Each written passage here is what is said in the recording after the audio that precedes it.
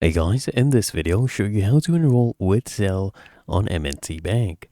Now the first thing I want you to do is just launch the M&T app, come here, click on send money, and then you'll see M&T Bank Zelle, okay? Click on get started, confirm right here, terms and condition, choose your mobile number or email address you want to use, or you can add a new mobile number or email address, okay? Then you enter it right there, click on continue, and then you'll actually get a verification code once you confirm this, right?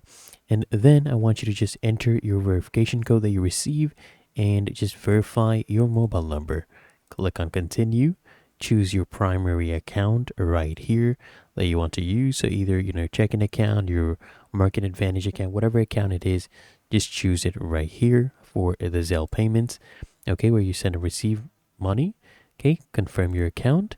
And there you go. Now you can start sending and receiving money using this right here and Zelle. You've successfully enrolled. Really that easy. If you found this helpful, make sure you smash the like button and subscribe to Quick Fix.